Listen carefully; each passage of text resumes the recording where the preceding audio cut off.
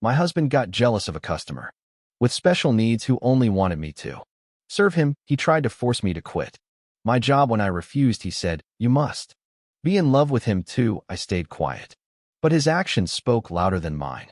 Ever could I have been married to my husband Ryan for about 2 years together. For 5 we have 2 children. And I honestly couldn't be happier until Ryan found out about the customer. I run a cafe with my sister Jess, and it's located in a very popular neighborhood with lots of office workers. There's also some type of day center. This day center is for people with different kinds of disabilities. They do simpler types of work. There's a boy named Thomas who is maybe 25 to 30 with Down syndrome that works there every morning. His taxi drops him off at 7:30, and he comes to our cafe and gets a breakfast and coffee and sits on the same table facing my workstation. He doesn't say much, just smiles and asks how I am today and what my plans are. He refuses when my sister Jess, or one of the girls, helps him. It must be me if I'm busy. He waits until I'm available. Then he starts his day at 8 o'clock. We close at 4 p.m., and at 3:30 p.m. he comes again and sits on the same table until his taxi comes around 4 o'clock, and usually I give him a soda or a smoothie on the house. Apparently, when I'm not working, he gets very confused, stays for a while without understanding I'm not there, and then leaves without eating. My sister Jess and her wife Sarah were invited for dinner with me and my husband. I was homesick the week before, so she was laughing and telling us about the boy and how he refused to be served by any other and just waited outside for me. My husband was confused, so my sister Jess explained everything about this customer. My husband was silent the rest of the dinner. When they went home, he asked me why I never told him about this customer and that he thought that the guy was being disrespectful. He asked if he knew I was married. I was confused as to why he would say something like that. Then he became angry because I said that Thomas had Down syndrome. He said that there are functioning people with this syndrome and that I was the prejudiced one, not him. I told him that I was aware of that. Boy in question seemed and appeared to be much younger, and when he started, one of the people working in the day center noticed his behavior and came to check if he was making us uncomfortable, and explained that he had the mind of an 8-year-old and is creature of habit. At the time, we told them that he was very polite and pleasant to have as a customer. My husband wasn't happy about it. Next week, my husband showed up at 7:30 and took that exact table the boy usually takes. When he came, he was very flustered and didn't know what to do, so he just stood near my workstation with his sandwich and coffee in hand. I asked him if he wanted me to help him find another table, but my husband was very angry and told the boy to respect me because I'm a married woman and to not come and stare at me again. The boy apologized, and he just left and waited outside, all confused. I was heartbroken and begged my husband to apologize and to leave the table because the boy is a creature of habit and doesn't really like changes. He said he didn't care because obviously he's in love with me.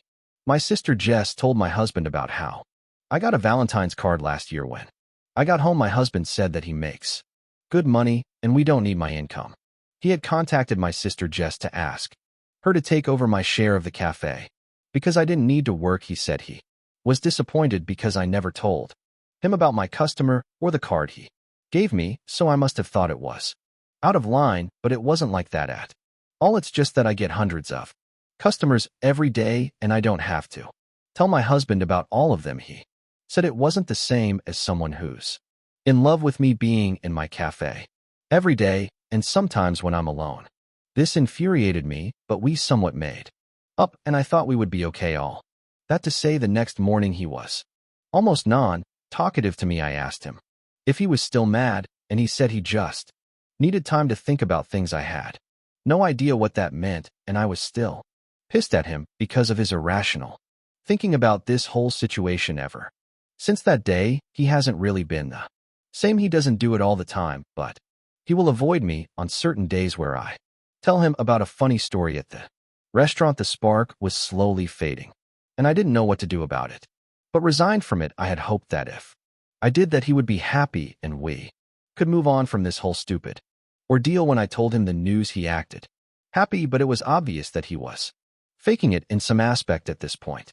I'm starting to suspect that he is losing feelings for me as he has seemed to have more frequent late nights at the office. If what I'm thinking he is doing is true, my heart has already shattered. Every time I try to talk to him, he just shuts me down with a lie about how he loves me and everything is fine. I can't make him budge, and I feel like I'm trapped in a hole with no way out. Update. It's been 6 months and I have some crazy tea on what went on for the past 6 months, so I thought I'd been careful to change enough details that husband Ryan wouldn't recognize himself if he happened to see it. Big mistake. Literally 2 days after I posted, one of his coworkers named Kevin saw my post, recognized our situation from things Ryan had mentioned at work, and sent him the link. I was in the kitchen making dinner yesterday when Ryan came home early, slamming the front door so hard the windows rattled. He stormed into the kitchen, his face red with anger, holding his phone out with my Reddit post on the screen. What the hell is this? He demanded. You're sharing our private life online for strangers to judge me. My heart dropped to my stomach. I hadn't intended for him to ever see it. I just needed someone to talk to since he wouldn't communicate with me anymore. I tried to explain that, but he wasn't listening. Do you know how embarrassing this is? My coworker Kevin sent this to me asking if it was us. He paced around the kitchen, running his hands through his hair. Everyone's calling me controlling a hole.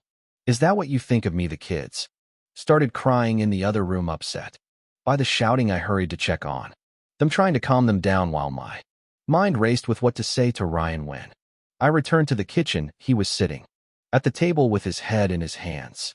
I can't believe you would do this to me, he said quietly. You sold me out for internet points. That's when I realized just how far apart we'd grown. He was more concerned about his image than about the actual problems in our marriage, the jealousy, the controlling behavior, the possible cheating. None of that mattered to him as much as what strangers thought of him online. Ryan, this isn't about embarrassing you, I said. I posted because I didn't know what else to do. You won't talk to me anymore. You got jealous of a man with special needs. You tried to make me quit my business. What was I supposed to do? He looked up at me, and for a moment I thought I saw a flicker of understanding in his eyes, but then his phone buzzed with another notification and his expression hardened.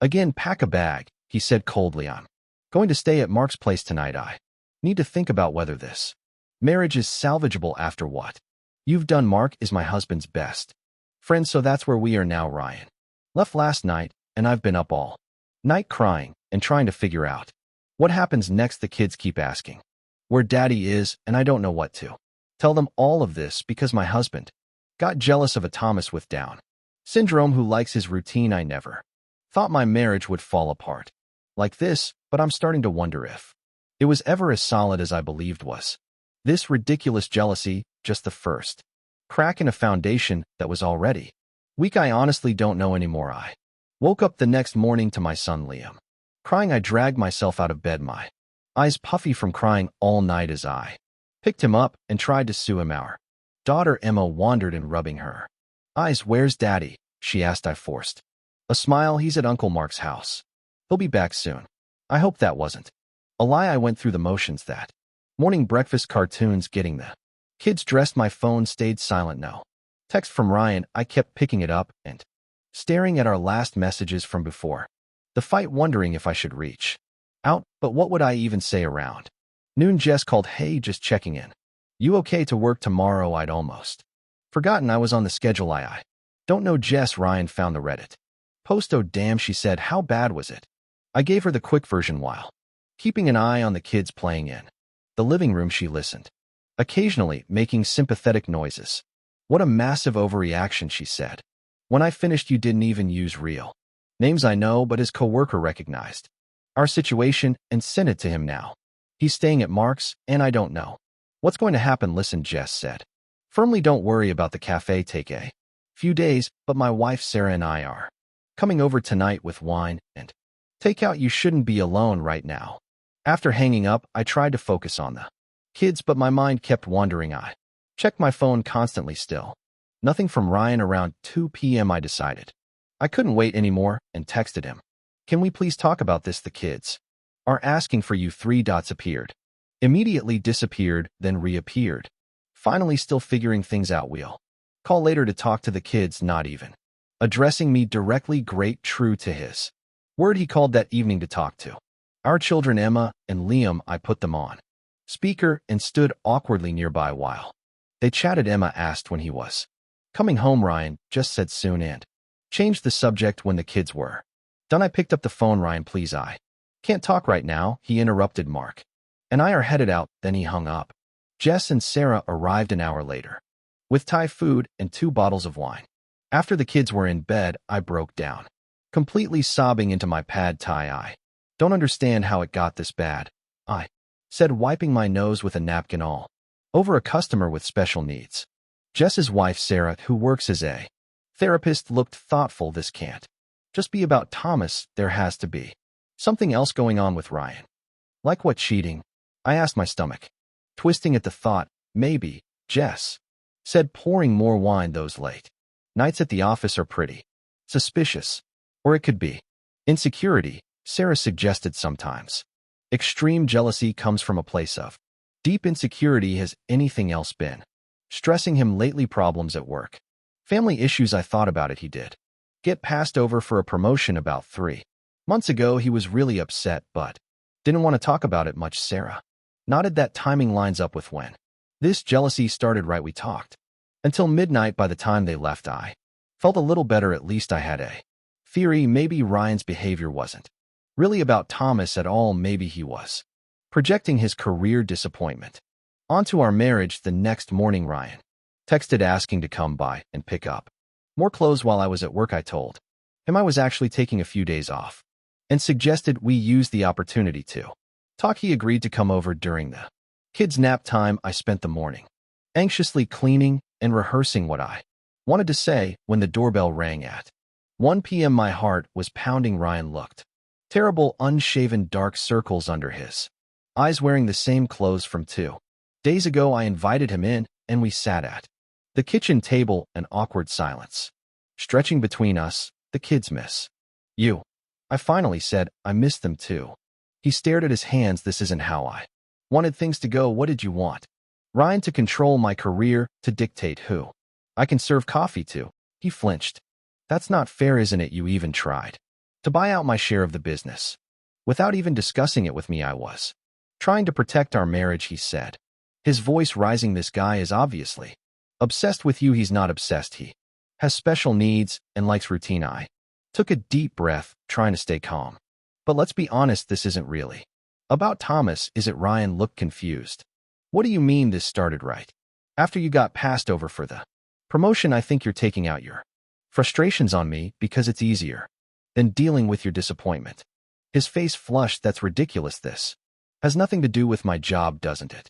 You never had a problem with my work before. Suddenly, after your promotion falls through, you decide I shouldn't be working at all. That's not. He stopped, looking away. You don't understand then.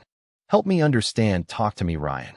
What's really going on? He was quiet for so long I thought he wasn't going to answer. Finally, he sighed heavily. Kevin got the promotion, he said quietly. Your friend Kevin, I thought you were happy for him. I am, but he hesitated. The day after he got the promotion, I overheard him talking to some guys in the break room. He was telling them about how his wife was going to cut back her hours now that he got this raise, about how a man should be able to provide for his family without his wife needing to work. The other guys were agreeing with him. I stared at him. So what? Who cares what Kevin and his dinosaur friends think? They all looked at me when I walked in. They got quiet. I know they were thinking that I couldn't provide for my family like Kevin could. I couldn't believe what I was hearing. So this is about your ego, about looking like a real man to your coworkers. It's not just that. He insisted when Jess started talking about this guy who waits for you every day, who only wants you to serve him. It made me feel even more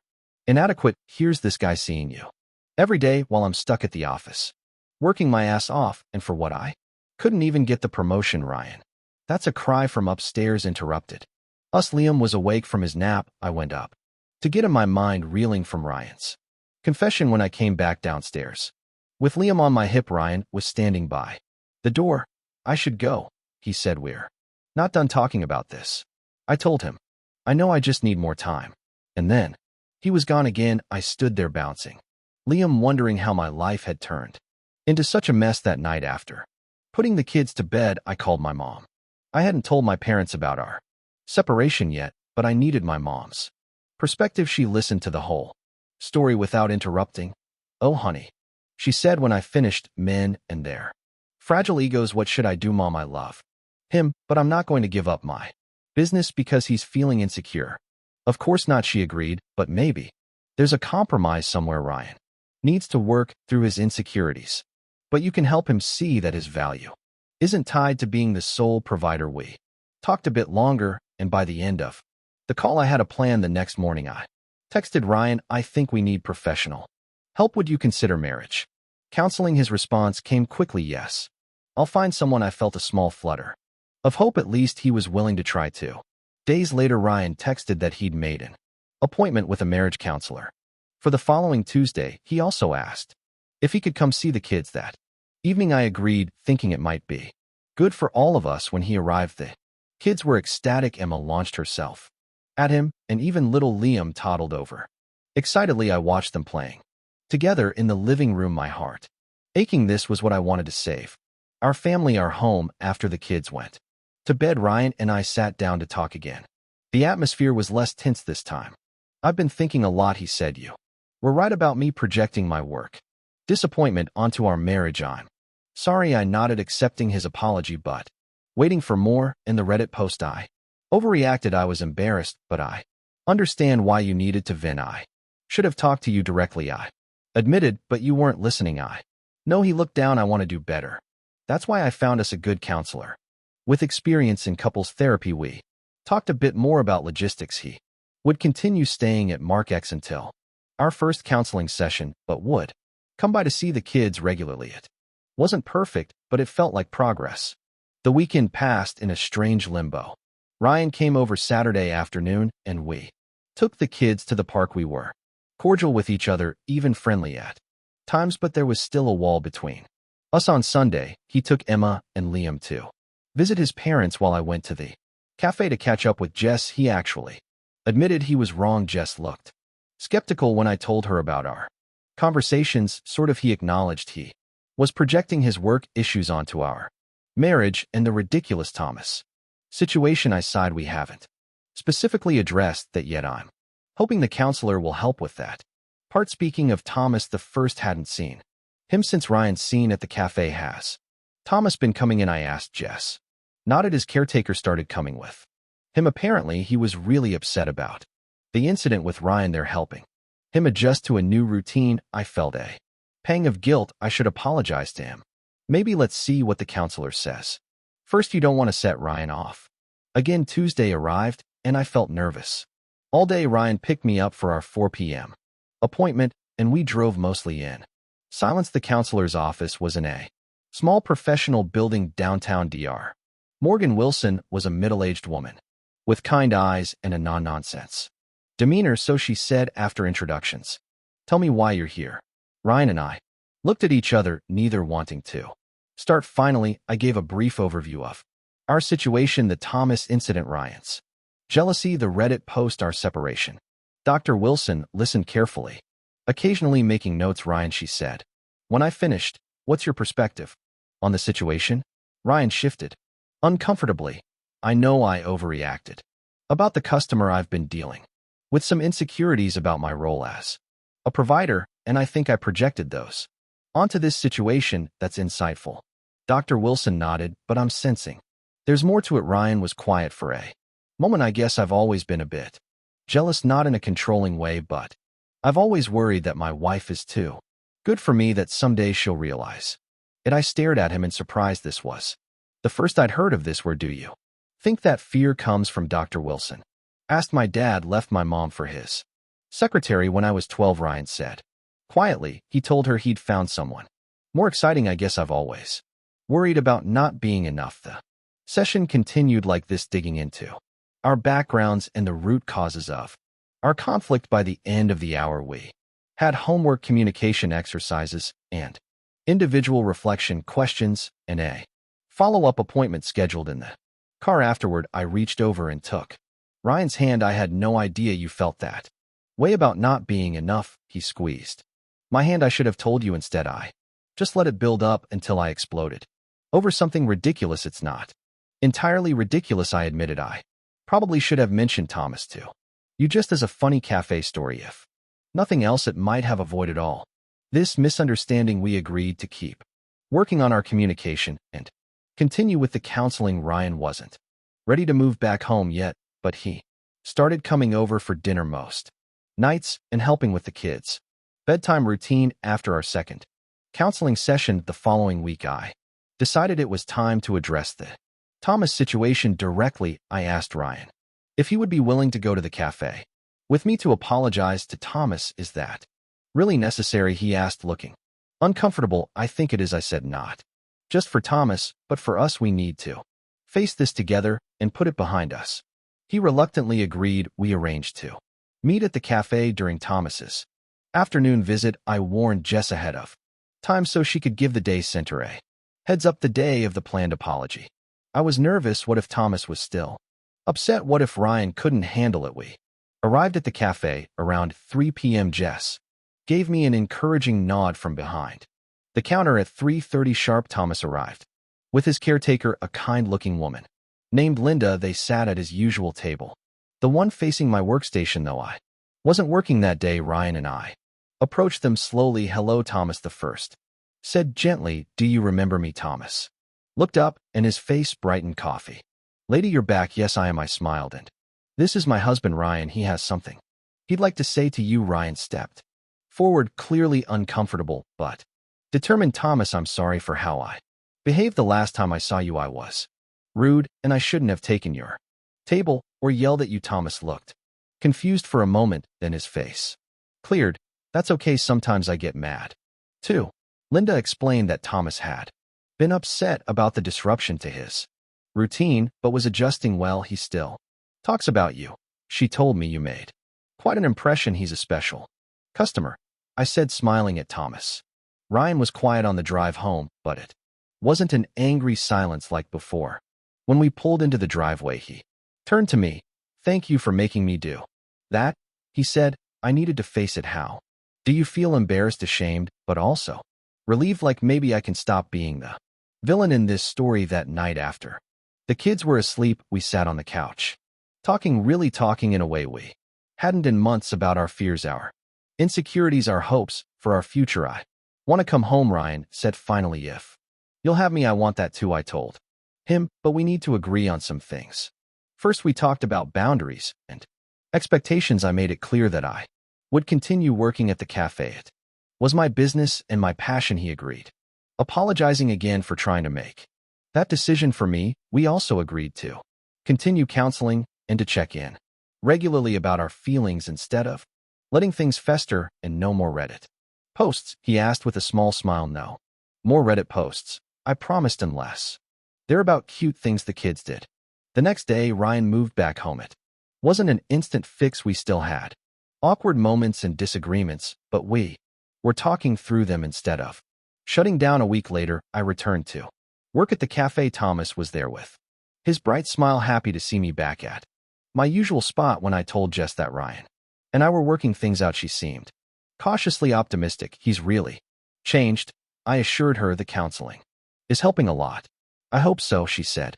Just don't let him make you give up parts of yourself to sue his ego. That kind of jealousy can be a red flag. I know, but I think this was more about his own insecurities than trying to control me, and he's working on it. Over the next few weeks, we fell into a new rhythm. Ryan started making an effort to be more involved with the kids when he got home from work, giving me a break and strengthening his bond with them. We continued our weekly counseling sessions, and slowly the tension between us eased.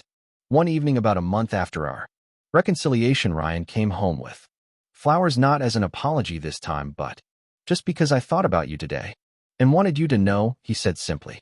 It was these small moments that gave me hope. We were on the right track. We weren't perfect, far from it, but we were trying. The real test came when I got a text from Jess one afternoon. Ryan's here at the cafe. Don't worry, he's just having lunch. My heart raced as I read it was he checking up on me. I texted back, everything okay? Seems fine, she replied. He's just eating a sandwich. When I got home that evening, I asked Ryan about his visit to the cafe. I wanted to face it. He Explain the scene of my ridiculous jealousy meltdown, Dr. Wilson suggested. Exposure therapy, putting myself in situations that trigger my insecurities, and practicing healthy responses. And how did it go? I asked, impressed by his initiative. Good, I think. Jess was nice to me, which I didn't expect. He paused. Thomas came in while I was there. I held my breath, and we said hello. He remembered me from our apology visit. I told him I liked his dinosaur t-shirt, and he told me all about his favorite dinosaurs. Ryan smiled slightly. He's a good kid. That night, lying in bed next to Ryan, I felt a sense of peace I hadn't experienced in months. We had a long way to go, but for the first time I truly believed we would make it. The next morning, Ryan suggested we plan a family vacation, something we hadn't done since before the kids were born. Nothing fancy. He said maybe a beach rental for a weekend, just the four of us. It was such a normal, hopeful thing to suggest. I smiled and kissed him. That sounds perfect. Later that day, as I served Thomas his afternoon smoothie, he noticed my improved mood. You happy today? He observed. Yes, Thomas, the first am, I replied, realizing it was completely true. That's good, he said decisively, then returned to happily slurping his smoothie. Sometimes wisdom comes from unexpected places. As I watched Thomas enjoying his routine, I thought about how close I'd come to losing everything over a misunderstanding and unspoken insecurities. Ryan and I still had work to do, but we were finally talking, really talking and facing our problems together, instead of letting them tear us apart. The Reddit post that had almost ended my marriage had actually been the catalyst for saving it, forcing us to confront issues we'd been avoiding. Life is funny that way. Sometimes not everything works out, but when you're willing to put in the effort and face hard truths, there's always hope for something better on the other side. I woke up this morning feeling more rested than I have in months. It's been 2 weeks since Ryan moved back home, and while things aren't perfect, they're definitely better. We've been to 3 more counseling sessions with Dr. Morgan, and each time it feels like we're peeling back another layer of our issues. Last night, Ryan surprised me by suggesting we invite Jess and Sarah over for dinner this weekend. I think I owe them a proper apology, he said while we were doing the dishes, especially Jess. I tried to go behind your back with the cafe thing. I nearly dropped the plate I was drawing. Really, you want to do that? He nodded, looking a bit uncomfortable, but determined. Dr. Morgan suggested I make amends with the people I hurt during my episode. He gave a self-deprecating smile, her word, not mine. So that's how we ended up hosting a dinner party tonight. Ryan spent all afternoon cooking something he rarely did before our separation. He made his mom's famous lasagna and even baked garlic bread from scratch. The kids were excited about Auntie Jess coming over and kept running around the house, helping by moving things from one spot to another. When Jess and Sarah arrived, there was an awkward moment in the entryway. Ryan hadn't really spoken to them since they'd found me crying over my pad thai that night. Thanks for coming, Ryan said, offering to take their coats. I made lasagna. Jess raised an eyebrow at me over his shoulder, but handed over her jacket. Smells good, she said cautiously. The first 20 minutes were stilted conversation about safe topics, the weather, Sarah's new haircut, Emma's preschool art projects, but after we'd all had a glass of wine and the kids were occupied with their dinner at the little table in the corner, Ryan cleared his throat. I want to apologize to both of you, he said, looking directly at Jess and Sarah. I behaved terribly. I was insecure and jealous, and I took it out on everyone, especially you, Jess, when I tried to buy out her share of the cafe without her knowledge. Jess looked surprised at his directness. That was pretty terrible, she agreed. I know, and I'm sorry for putting you in that position. The cafe is her business and her passion, and I had no right to interfere. Apology accepted, Jess said after a moment, but just so we're clear, if you ever pull something like that again, I won't be so forgiving. Ryan nodded. That's fair, Sarah. Ever the mediator raised her glass to fresh starts and honest conversations. We all clinked glasses, and the tension in the room noticeably eased. The rest of the dinner went surprisingly well. Ryan and Sarah discovered they both loved the same obscure sci-fi show, and Jess seemed to enjoy teasing Ryan about his meticulous garlic bread slicing technique. After they left, Ryan and I Cleaned up together while the kids played in the living room. That went better than I expected, I admitted. Loading the dishwasher. Your sister has every right to hate me, Ryan said. Scrubbing the lasagna pan. I was terrible to you, and I try to mess with your business. She doesn't hate you, she just needed to see that you're actually sorry. Not just saying it, I am sorry for all of it. He sat down the pan and turned to me. You know what the worst part is? I actually convinced myself I was doing it for you, for us, like somehow making you quit your job was protecting our marriage. I leaned against the counter. How do you see it now? Now I see I was just trying to control the situation because I felt out of control in my own life. He shook his head. Dr. Morgan says I was using external solutions to fix internal problems. Sounds about right.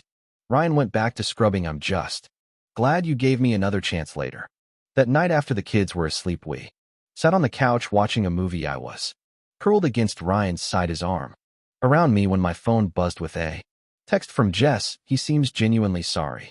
I'm cautiously optimistic. Call me tomorrow, with a red heart emoji. I smiled and put my phone away, snuggling closer to Ryan for the first time in months. It felt like we were moving in the right direction. The next day was Saturday, and we decided to take the kids to the park.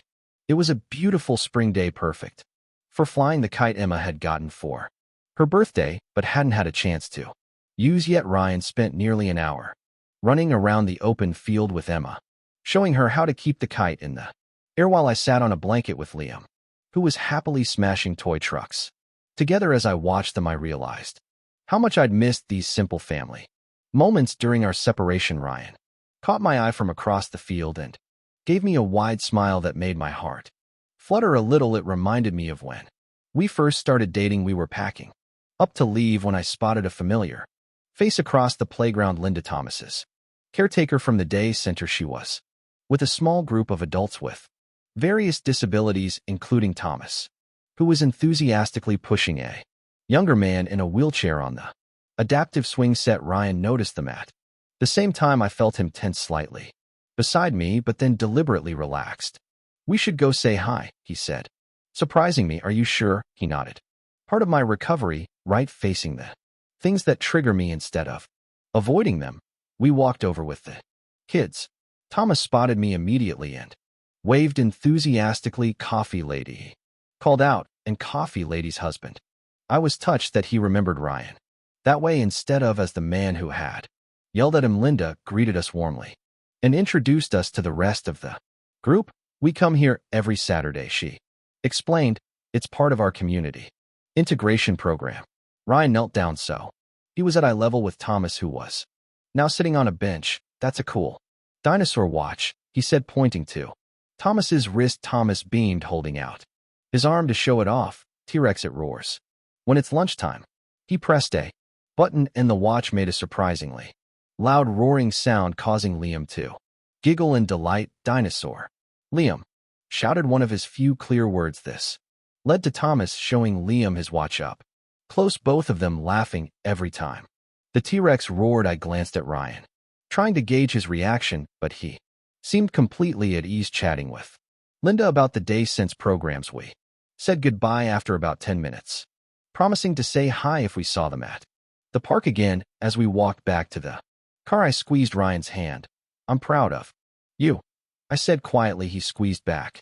It wasn't even hard this time. He's just a nice guy who likes dinosaurs and routine and roaring watches, I added, making him laugh. That night after the kids were in bed, Ryan brought up something unexpected. I've been thinking about therapy, he said, not just couples counseling, but individual therapy for me. I looked up from my book, surprised. Really? He nodded. I want to understand why I reacted so strongly to the whole Thomas situation. Dr. Morgan thinks it might be connected to my dad leaving, but I think there's more to it. I think that's a great idea, I said, genuinely impressed by his self-awareness, and he continued, looking a bit nervous. I've been thinking about the cafe too. My stomach tightened. Were we back to this again? I think I should come by more often, he said quickly, adding, not to check up on you or anything weird like that, just to normalize it, I guess, make it part of my routine instead of this place I've built up in my head. I relaxed. I'd like that. Maybe you could bring the kids for Saturday morning pancakes. Sometimes that Sounds perfect. The next few weeks fell into a comfortable new pattern. Ryan started his individual therapy sessions, and we continued our couples counseling. He began stopping by the cafe once or twice a week, sometimes for lunch, sometimes just for coffee to go. The first few visits were a bit awkward, but soon it became normal. Thomas continued his routine of morning and afternoon visits. He always greeted Ryan with a cheerful coffee, lady's husband, which became something of a joke between us. Ryan even bought a dinosaur tie clip that he wore to work on days he knew he'd be stopping by the cafe, just so he could show it to Thomas. About a month after our reconciliation, I was working the morning shift when Ryan texted me, "Meeting canceled, taking the rest of the day off, pick you up for lunch." I glanced at the clock. It was only 10 o'clock a.m. and I wasn't off until 2 o'clock. "Can't leave until my shift ends," I texted back. "I know." He replied, "I'll hang out and help Jess until you're done." Sure enough, he showed up 30 minutes later with both kids in tow. Emma immediately ran to show Jess her new light-up sneakers while Ryan settled Liam in a high chair with some Cheerios. "What's this all about?" I asked, leaning across the counter to give him a quick kiss. "Just missed you," he said with a smile, "and I thought the kids might like to see where mommy works." Jess rolled her eyes behind him, but gave me a thumbs up when he wasn't looking. To my surprise, Ryan asked if he could help out, and Jess put him to work clearing tables. He was surprisingly good at it, chatting with customers and making Emma feel important by letting her carry the napkin holder while he wiped down tables. Thomas came in for his morning visit and seemed delighted to find Ryan there. "Coffee lady's husband is working too," he exclaimed, "just helping out today." Ryan explained, pulling up a chair to join Thomas. For a few minutes, I watched them from behind the counter, still amazed at how much had changed. The man who had once been insanely jealous of Thomas was now sitting and chatting with him like they were old friends. When my shift ended, Ryan had already packed up the kids and was waiting by the door. "Where are we going for lunch?" I asked. "It's a surprise," he said with a mysterious smile. The surprise turned out to be a picnic in the same park where we'd run into Thomas and his group. Ryan had prepared everything that morning: sandwiches, fruit, cookies, even juice boxes for the kids. He'd packed a blanket and even remembered Liam's favorite stuffed rabbit. "What's the special occasion?" I asked as we spread out the blanket under a large oak tree. 6 years, he said. I looked at him, confused. 6 years ago today was our first date, he explained. "I took you on a picnic in this park, remember?" I did. Remember now that he mentioned it. It had been a perfect spring day, just like this one. We'd talked for hours and I'd been late getting back to work because I didn't want the date to end. "You remembered?" I said, genuinely touched. "I should have remembered more things these past few years," he said quietly. "I got so caught up in trying to be the perfect provider that I forgot to be a good partner." I leaned over and kissed him, ignoring Emma's dramatic EW. That evening, after the kids were in bed, Ryan brought out a small wrapped gift. "One more thing," he said, handing it to me. Inside was a delicate silver bracelet with 4 small charms: a coffee cup, a dinosaur, a tiny replica of our house, and a heart. "The coffee cup is for you in your cafe," he explained as I examined each charm. "The dinosaur is to remind us both about Thomas and how we almost let insecurity ruin our marriage. The house is our home together, and the heart, well, that one's obvious." I felt tears welling up as I fastened it around my wrist. "It's perfect," I whispered. "We're not perfect," Ryan said, pulling me close, "but we're working on it, and that's what matters." 6 months later, we're still working on it. We have our ups and downs like any couple, but the communication tools we learned in therapy have helped us navigate conflicts much better than before. Ryan still goes to individual therapy twice a month, and we check in with Dr. Morgan every couple of months for a couple session tune-up. The cafe is doing great. We even expanded to open a small second location in the business district downtown. Ryan's company finally gave him the promotion he deserved, but the difference is that now he doesn't measure his worth by his job title or salary. Thomas still comes in every day for his breakfast and afternoon smoothie. He still prefers me to serve him, but he's comfortable with Jess or our other employees if I'm not available. He and Ryan have developed their own little ritual where they Discuss dinosaur facts every time Ryan stops by the cafe last week. Emma asked if Thomas could come to her 5th birthday party. I wasn't sure if that would work with his routine, but Linda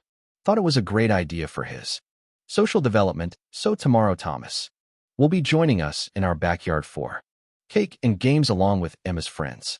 From preschool, life isn't perfect, Ryan, and I still have moments of insecurity or miscommunication, but now we talk about them instead of letting them fester. The Reddit post that almost destroyed our marriage ultimately saved it by forcing us to confront issues we've been avoiding for too long. Oh, and don't worry guys, Ryan Green lit up this Reddit post.